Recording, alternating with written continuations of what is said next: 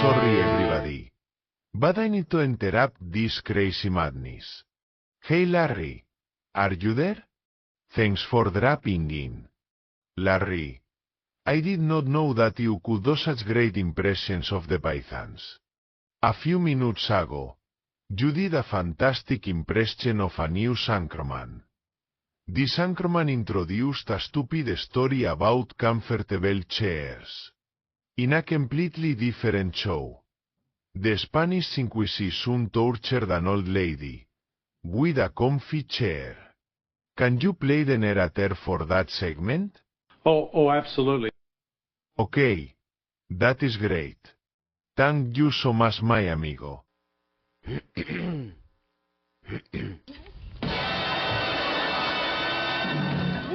expects the Spanish Inquisition.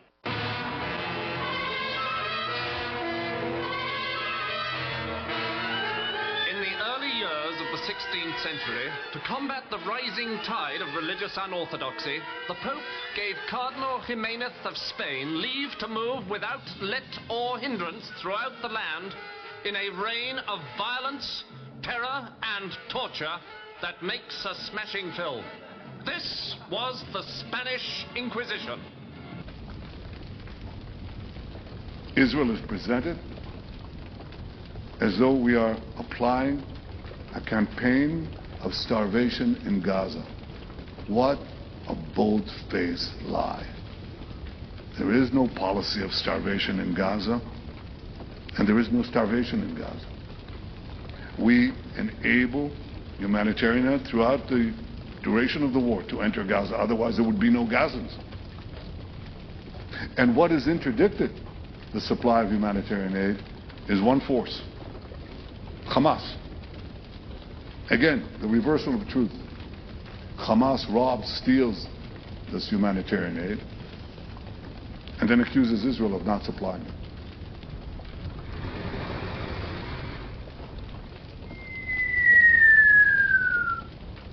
If those hostages aren't back, if they're not back by the time I get into office, all hell will break out in the Middle East. And it will not be good for Hamas, and it will not be good, frankly, for anyone. All hell will break out. I don't have to say anymore, but that's what it is. And if they're not returned, all of them, I would say all hell is going to break out.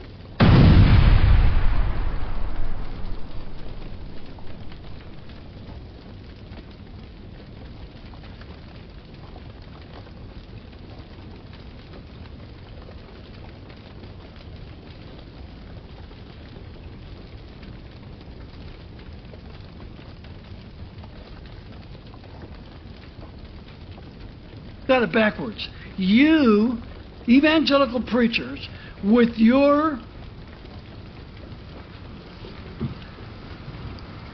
persistent support for monstrous, murderous madmen slaughtering tens and hundreds of thousands of innocent men, women, children, babies, and you are praising. You're praising the people that are pulling the triggers. You're praising the people that are dropping the bombs. You're praising the snipers that are picking off little children one by one. You are giving them the cover of the Bible. You're telling your people the Bible supports this. You're telling them Jesus supports this. You're telling them the Christian faith supports this. And you're telling them that if you, the crowd, if they don't support it, then they're not going to be blessed of God. And people are standing out there and they're going, that makes no sense. That defies the laws of nature given us by our Creator, that it defies everything I ever thought Jesus stood for, everything I thought Christianity stood for, but now I guess I'm not. I guess it's a war God, it's a war faith, it's a war religion. I don't want it. I'm gone. At least have the courage to stand up and tell the truth about the genocide in Gaza.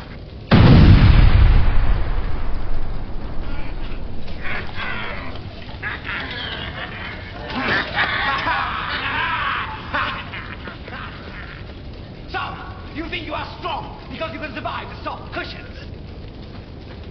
Well, we shall see. Now, you will stay in the comfy chair until lunchtime with only a cup of coffee at 11. Confess! Confess! Confess! Confess! Confess! I confess! Not you! Here we are. The battle of the shirts continues. Yeah, well, okay, look. We have to do something to try to lighten the mood because all the subjects we're talking about are so damn depressing and so dangerous. You are accused of heresy on 3 counts. Heresy by thought, heresy by word, heresy by deed, and heresy by action. 4 counts.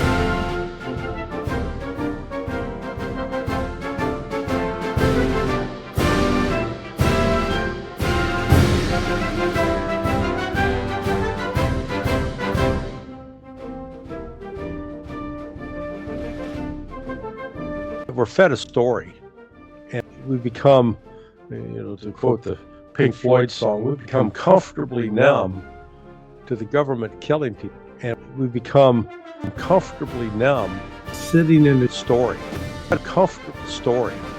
We become numb to the genocide.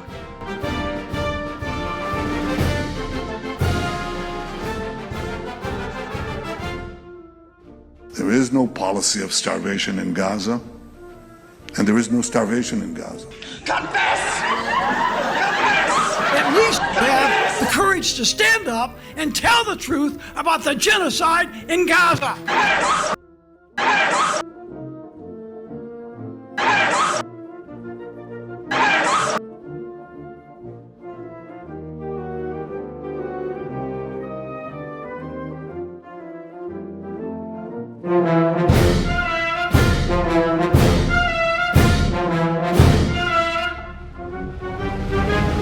If those hostages aren't back, all hell will break out in the Middle East. And it will not be good for Hamas, and it will not be good, frankly, for anyone. All hell will break out.